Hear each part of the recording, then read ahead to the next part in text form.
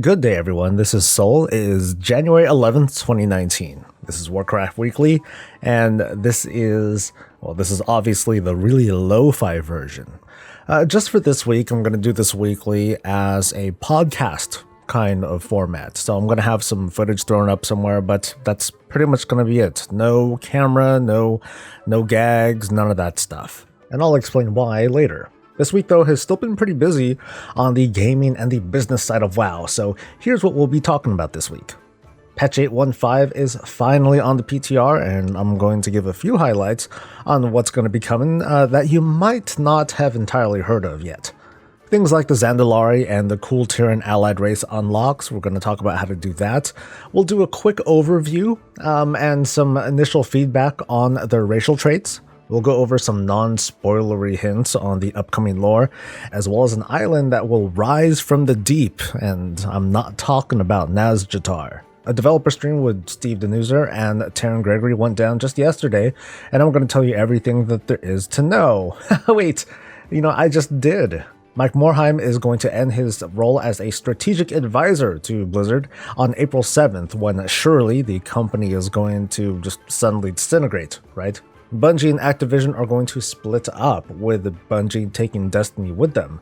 Is this as awesome as we think? And what does this have to do with Blizzard? And finally, I'm going to share a little bit. I'll explain why I'm doing this sort of format this week, this non-visual kind of dealie. Because to be honest, while I love doing what I do and I don't want to stop, I still want to inform you and somewhat entertain with my failed attempts at humor. You don't deserve this kind of delivery, so I'm just going to let you in on what's going on. At last, 8.15 is on the PTR, which is a little interesting because I've seen forums and discussions going all over the place talking about, oh gosh, what's happening in 8.2? This is what's going to happen in 8.2. It's like, hey guys, come on, there's a little bit more going on here. I guess the 0.5 patches are what we would consider to be like the interlude before the next major thing that's going on. But from the looks of it, there is a lot going on. I mean, this is going to be one of the few periods where we're going to have a raid come in one patch and then another raid, albeit it's only like 2 bosses, coming in the patch right afterwards. So that kind of pacing is nice, especially considering that after 8.15 and 8.2 comes out, we're going to get those mini zones, we're going to get the Mechagon giant dungeon, we'll get Nazjatar, however that's pronounced, and the raid that comes with that. There are tons of visuals that I would love to show you, so if anything, some of the footage that I'll have displayed here will be me going over some of the character creation stuff for both the Zandalari trolls and maybe the cool Terran humans, if I can get to that. But now those 2 allied races are fully playable, and as a preview, no, they don't dance, unfortunately. Other things though, like the quest lines to unlock them, the little cinematic cutscenes that introduce these 2 races, that stuff isn't in yet. But after walking around with these 2 races for a little bit, I gotta say that these feel really good. The druid, between the druid forms and being able to just kind of, goof around and mess around with these races, they feel really nice. Just by that alone, I'm pretty certain that I'm going to try out Zandalari Troll Paladins as soon as they're available. Like I said, though, there are going to be requirements to unlock these 2 allied races, and fortunately, they're pretty lenient. The first is to be exalted with each of these factions, the Zandalari Empire or the Proudmoore Amorality. The second is to basically have completed all of the major quests in Battle for Azeroth. So that means the zone quests, the follow-up finale quests, as well as the entire war campaign. And the third part, like I said, is to complete the entire war campaign. That means the campaign that was available at the very start in the 8.0 patch, as well as what became available now with patch 8.15. Now, as of this recording, we're almost able to complete the campaign. There's just one part that's missing. It's the final lead up towards the Battle of Dazar'alor raid. So we can expect that to be available in about 2 weeks. I'm sure that there's plenty of drama about having to wait, of course, having to wait to unlock these guys, but I think that the bigger point of contention, at least at the moment, comes from, as usual, the the racial traits that are available for these 2 races.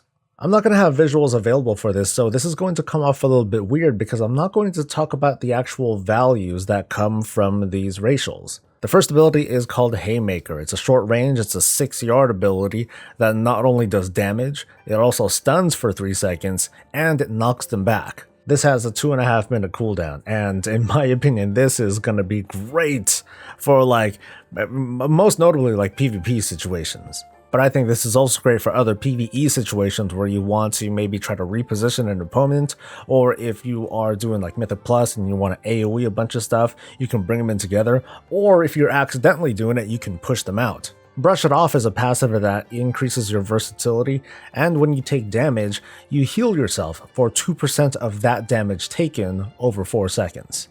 Child of the Sea is another passive that lets you hold your breath for a little bit longer, 50% longer, and you swim 10% faster, whoop-de-doo. Jack of All Trades is a passive that increases all of your trade skills by 5. Rime of the Ancient Mariner is a passive that reduces frost and nature damage taken by 1%. So the first ability that I talked about, Haymaker, that seems to be like the really big draw if you want to try out a cool turn human. That and of course, if you want to play a big old bruiser guy or gal. But the Zandalari trolls are the ones that really got people's attention. Here's why, but I'll start with the simple stuff. City of Gold increases gold earned from creatures by 2%.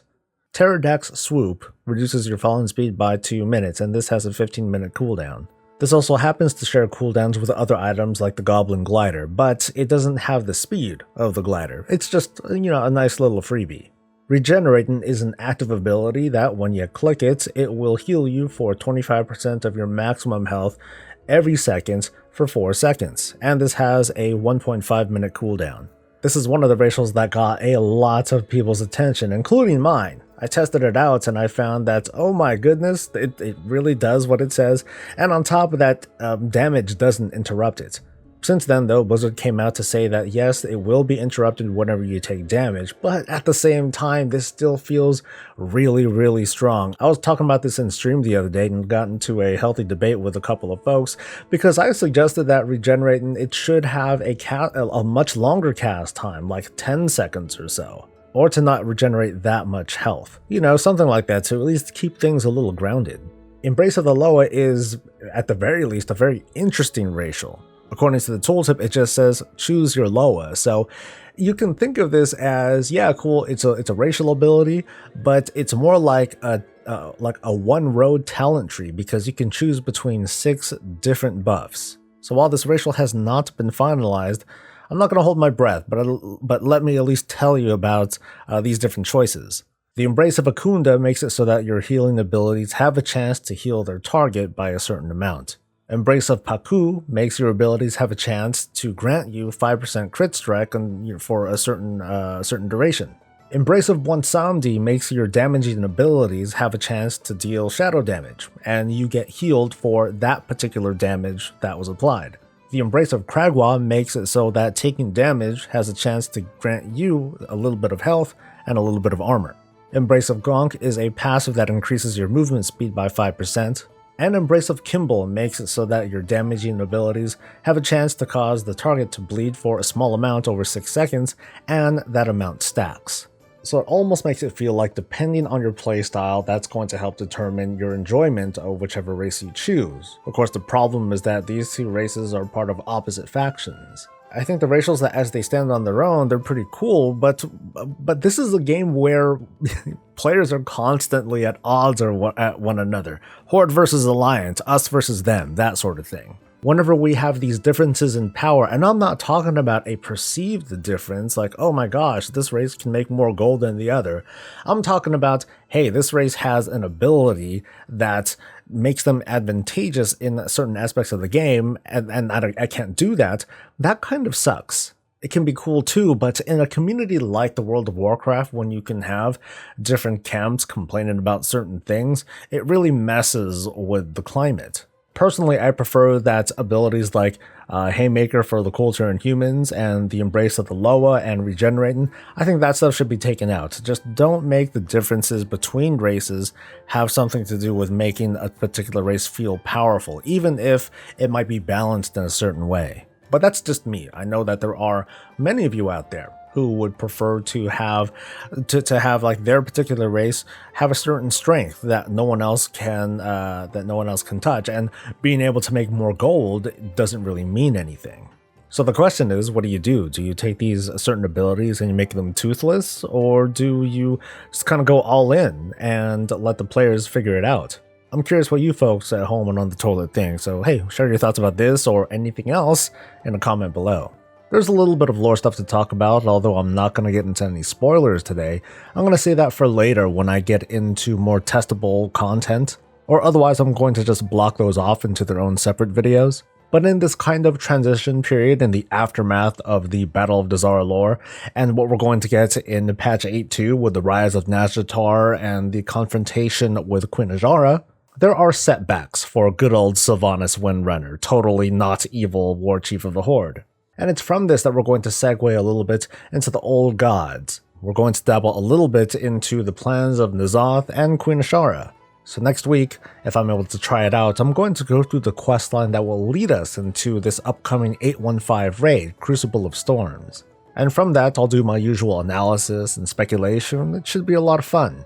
There are quite a few things coming in this 815 patch, including these new epic battlegrounds. One of them is going to be good old Wintergrasp. This one holds a special place in my heart. I was able to participate in this one before they started to do their weird kind of population balancing act. It was pretty chaotic seeing everyone on my particular realm banding together to defend or to attack this winter fortress.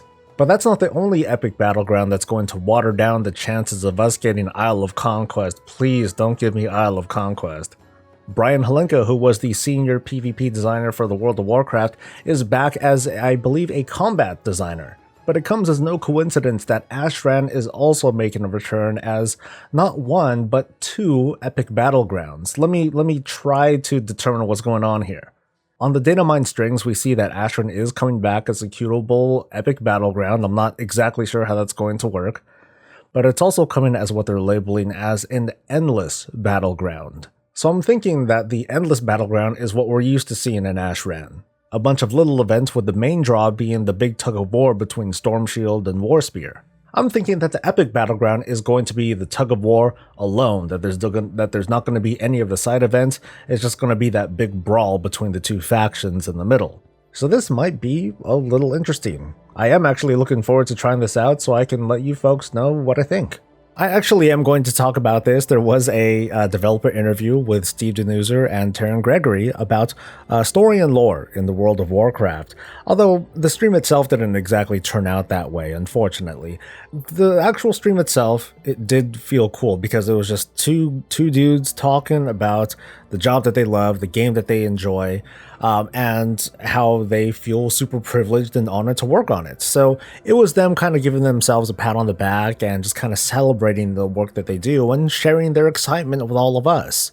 What is unfortunate again is that even I expected them to talk about certain lore aspects. It's like, okay, let's get into like Azshara, let's get into Sylvanas, without really revealing anything, but just kind of the team sharing their thoughts about how they feel about these characters that we feel invested into. So I don't know, maybe if they had thought about doing that and decided to pull back on it, maybe they were afraid that the fandom would suddenly turn on them and say, oh my gosh, Horde Alliance or Alliance bias, that sort of thing. So I can see the difficulties with really getting into that and trying to avoid favoritism. I think that's why when they started this whole stream, they had just kind of they just joked about killing off some female character. It could have been Jaina, Sylvanas, it could have been Azshara, who knows who it could have been. I don't recall, but I think that kind of set the tone to be like, you know what, we're just making fun of that piece of it. We're not really going to get into that because we know that if we do even remotely seriously talk about that, it's going to be totally taken out of context and they won't be able to defend themselves, because if they do, they would have to get into specifics and those would be spoilers, and that is something that they definitely did not want to get into.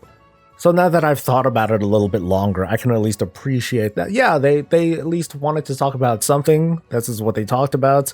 And, well, I want to take a few moments to talk about what else would we like to see? That's a big question that I'd want to hear from you folks.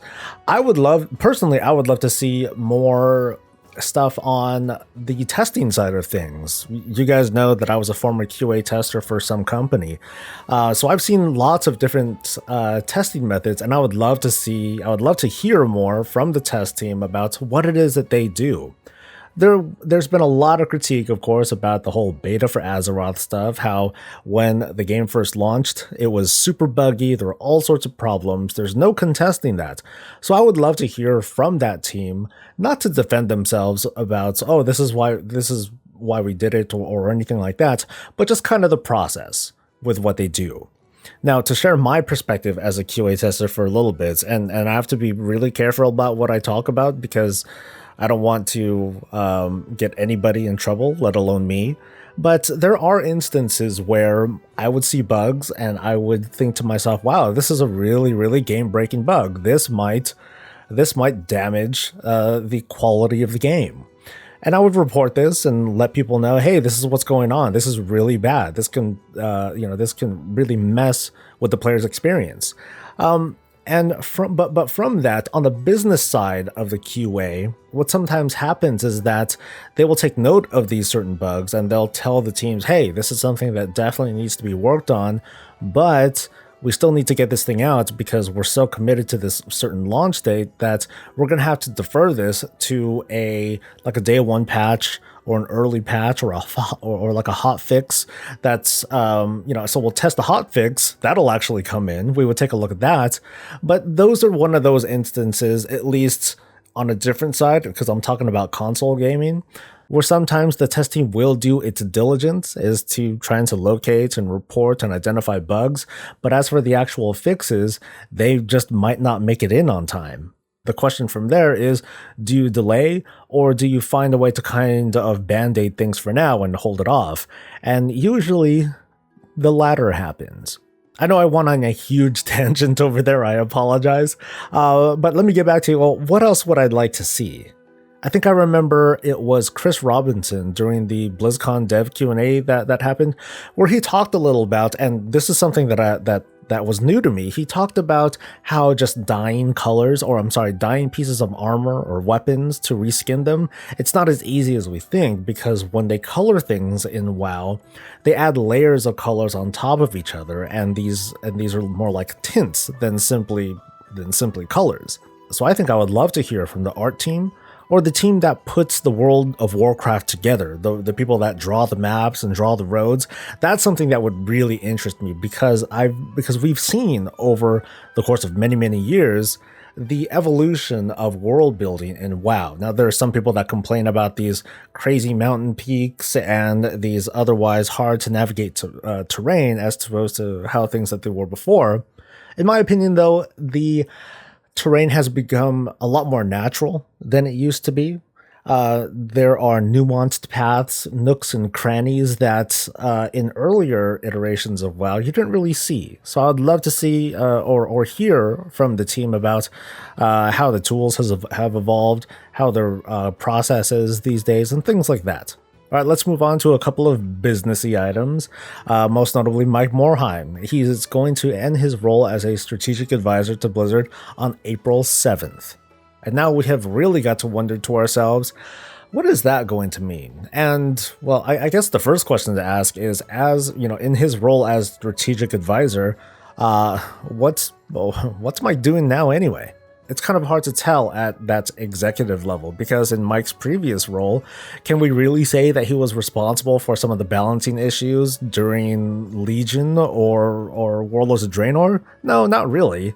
But we can say, because he's at the top, just like we can say that Ian Hazzikostas is at the top of the WoW chain, that he's responsible for the experience that we're having, or the bad experience that we're having.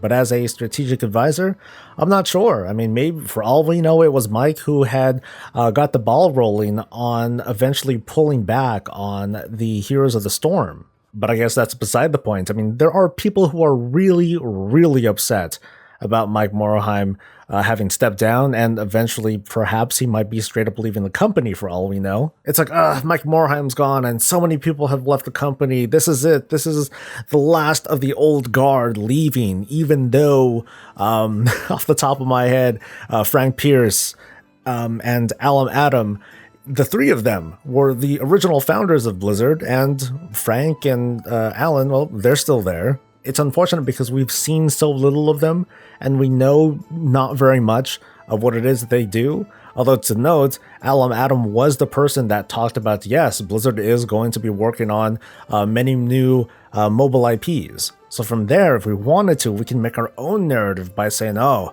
well, surely it was Adam that pushed Mike out so they can push this whole mobile campaign. I mean, those are the kind of stories that we tell ourselves when we see this kind of news. So if I get the opportunity, if I get to meet Mike face to face, I'd love to just shake his hand and say, hey, Mike, I want to thank you for taking your grandma's money and starting up something, starting up this culture. And it's amazing. Thank you. You know, with this, I can see Mike Morheim and Chris Metzen teaming up together to make their own little tabletop game. I don't know what they'll call it. Maybe they'll call it War Stuff, and it'll take place on the world of Battle Roth or something. I don't know. Let's move on to the final piece. This whole thing with Activision and Bungie breaking up. This obviously isn't WoW-related news, but it's a really, really big news. I mean, it sounds cool if you want to see it a certain way. This was a plucky studio that was once owned by Microsoft and Activision, and managed to break away, taking its franchise with it. Although it doesn't sound as cool if I were to say Activision dumped a studio a year before its 10-year contract ended, because its Destiny franchise took a backyard beating.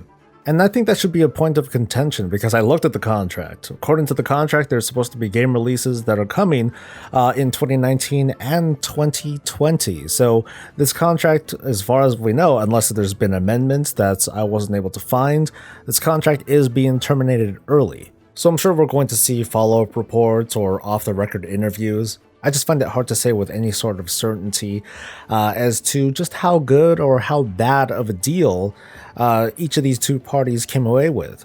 Destiny, I'm sure, has a pretty big following, and my hopes are that the game itself improves. But, I mean, I don't want to say that Destiny is a irreparably damaged brand, but I do wonder if Bungie wants to keep holding on to it. We have seen Activision Blizzard, as in the holding company that controls Blizzard, and Activision, which owned Bungie. It's a weird and it's kind of a complicated relationship, that they are in fact trying to save money. Perhaps the relationship that they're having with Bungie is not very cost effective anymore, so they found it to be more worth it to just let them go. The one thing that's not going to be contested, though, is that this is going to affect a lot of jobs.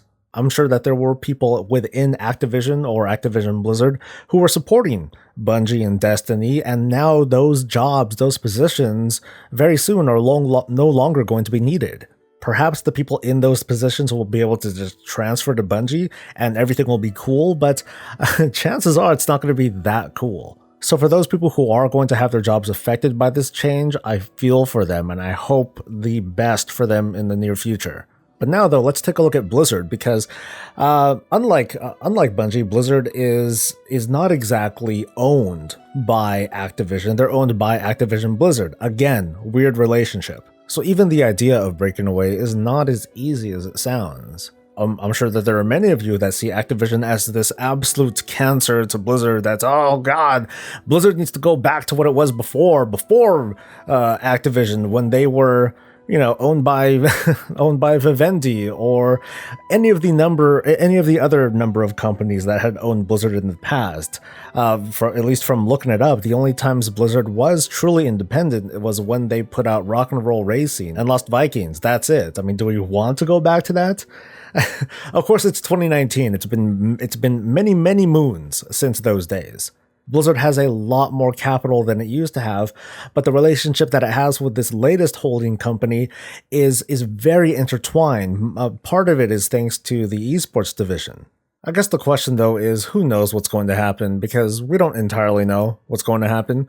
We're not going to expect Destiny 2 to suddenly turn around and have millions of players all of a sudden starting to play just because it broke away from Activision. If Blizzard were to become independent, I don't expect the next day, hey, we fixed Elisham because Activision was holding us back. Ultimately, though, I expect Blizzard to do cool things and totally mess up regardless of who they might be flying under. But what do you think? Do you think this is like Blizzard's chance to break away? Do you think it's going to change anything at all?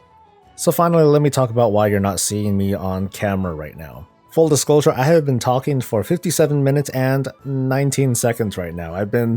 It's been a little bit hard to talk today. So the reason why this weekly is what it is because last night during the raid, all of a sudden, I have no idea how it happened, I got a migraine headache. And I get like the worst migraine headaches. So I had to shut everything down, grab a bucket, take medicine and all that stuff, and then I slept for 12 hours. So I've only been up for like a couple of hours now, prepping this and putting this together, and I feel bad. I truly, honestly feel bad because I'm trying to do better. I'm trying to make a better background by putting up these foam pads that I see behind me, and there's still more work to do. But maybe those of you who have seen me on stream, you got a little glimpse of how things are changing up a little bit. I want to do you right, and I feel like over the past maybe 2 months or so that I haven't. Maybe it's partially because of the overall downturn of WoW that has made the channel kind of not stagnate, but kind of slow down on its growth. But even then, I feel like there's more potential in me to draw out. But as for today and doing the weekly, I mean, I could have just said, hey, you know what? I couldn't make the weekly the way that I wanted to, so I'm just going to stop doing it, or so I'm just going to not do one this week. I could have went that route, but I decided not to. I think that there is a difference in discipline between me thinking, hey, I want to put out the great quality of weekly that I can always put out, which I think I don't, by the way, or I would practice the discipline of, hey, it's Friday, this is the time where I inform the audience of this weekly roundup, and I'm going to give it to you no matter what. So I went that route, and I'm honestly not sure if this is the right way to go about it. So I am sure that I'm going to be better next week. The only concern that I have over the weekend is I just don't want to get sick, because after a migraine, it's like all my defenses are down. The gates are down. Oh, siege. Let's take Soul out. So I got to be really careful and make sure that I take care of myself over the next couple days. Make sure that I'm back up to fighting form, so that way I can keep giving you more of this and all things Warcraft. There's a lot of stuff that I obviously did not cover about this particular 815 build, and most of it was because it was all lore based. Not all of it was. Let me rewind. Most of it was not testable, except for like 1 or 2 things. So next week you can look forward to me doing a couple of quest overviews, as well as some story overviews based on testable content. Because you know me, I don't really like talking about just data mine stuff, even though I know that's a lot of fun too. So I'll see you folks next week, and I'm not going to have a contest for this, but hey, you know what? I would love to get a little bit of support from you folks at home and elsewhere, so in a comment below, if you have nothing else to say, just say, hey, Soul, stop being a wuss, and a smiley face. So you all have a good one. Stay safe, stay healthy, and stay breezy.